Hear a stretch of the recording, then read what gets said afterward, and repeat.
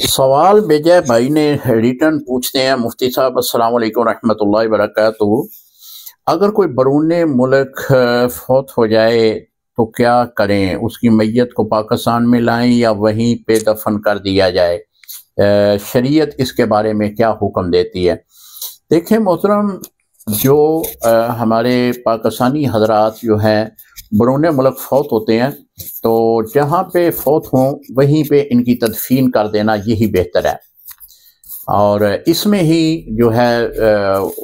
ثواب بھی ہے، اور اس میں زیادہ دینی اور دنیاوی فوائد بھی اس میں ہے۔ تو اگر آپ اس میت کو پاکستان میں لانا چاہتے ہیں، مثال کے طور پہ چند دن پہلے ایک جرمنی سے مجھے ایک دوست نے سوال پوچھا تھا کہ میرا دوست فوت ہو گیا ہے، میں اس کی میت کو پاکستان لانا چاہ رہا ہوں، لیکن اس کا پروسیس جو ہے وہ اس انداز میں ہے کہ اس کا پوسٹ مارٹم کیا جاتا ہے اور اس میں وہ مواد نکال دیا جاتا ہے جو میت کے خراب ہونے کا سبب ہے۔ تو میں نے ایک ڈاکٹر صاحب سے اس سلسلے میں جو ہے وہ رجوع کیا، میں ڈاکٹر صاحب سے بڑی تفصیل کے ساتھ انہوں نے مجھے بتایا کہ جب بھی کوئی میت پاکستان میں لائی جاتی ہے بیرون ملک سے تو سب سے پہلے اس کا پوسٹ مارٹم ہوتا ہے۔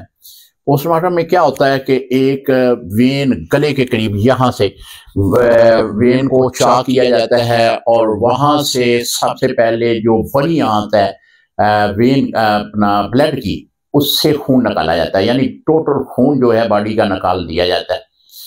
اور یہ مرحلہ مکمل ہونے کے بعد پھر سینے سے یہاں سے جو ہے وہ چاک کرتے ہیں، پیٹ بھی اور سینہ بھی چاک کر کے پورا مواد پیٹ سے نکالتے ہیں، سینے سے پھیپھڑے دل ہر چیز نکال دیتے ہیں، پھر اس میں کیمیکل داخل کرتے ہیں، اور کیمیکل داخل کرنے کے بعد پھر اسے دوبارہ سی دیا جاتا ہے۔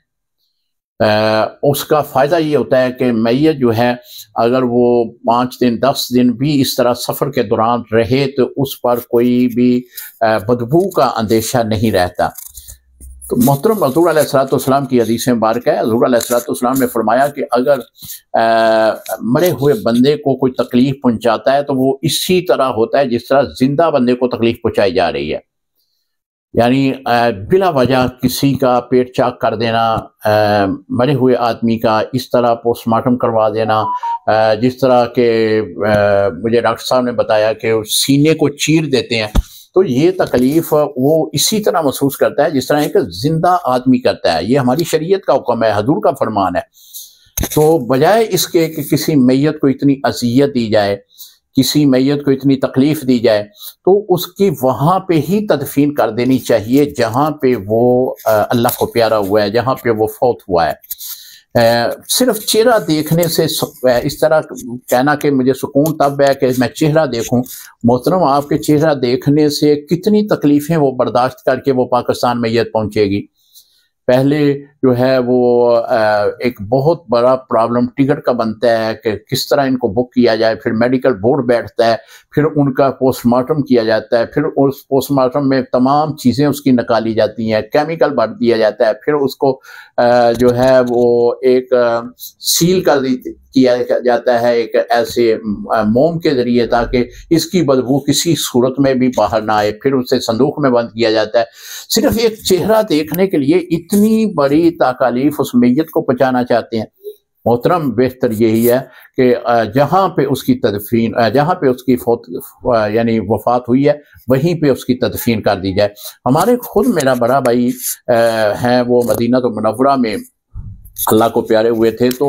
وہیں پہ ان کی تدفین کی گئی ہے الحمدللہ، جنت البقیع میں صحابہ کرام کے اس عظیم قبرستان میں وہ بھی موجود ہیں۔ تو بہتر یہی ہے کہ آپ وہیں پہ اس کی تدفین عمل میں لائیں، پاکستان میں لانے کی کوئی ضرورت نہیں ہے۔ تکلیف میت کو نہ پہنچائیں، خدا را میت کو تکلیف نہ پہنچائیں، پاکستان میں اسے نہ لائیں، اسے وہیں پہ تدفین کر دی جائے۔ اور ویسے بھی ایک حدیث مبارکہ ہے، حضور علیہ السلام نے فرمایا کہ کوئی اجنبی کسی قبرستان میں بھی دفن ہو جائے تو وہ جنت میں جائے گا۔ اتنی بڑی حضور علیہ السلام کی خوشخبری ہے کہ اجنبی قبرستان میں، یعنی جہاں اس کے جاننے والے کوئی بھی نہیں ہے، وہ شخص اجنبی اس قبرستان میں دفن ہو رہا ہے تو قیامت کے دن اٹھے گا تو اللہ تعالیٰ صرف اس بنا پہ اسے جنت دے دے گا۔ تو جہاں پہ بھی وہ فوت ہوئے وہیں پہ اس کی تدفین کر دی جائے۔ السلام علیکم ورحمۃ اللہ وبرکاتہ۔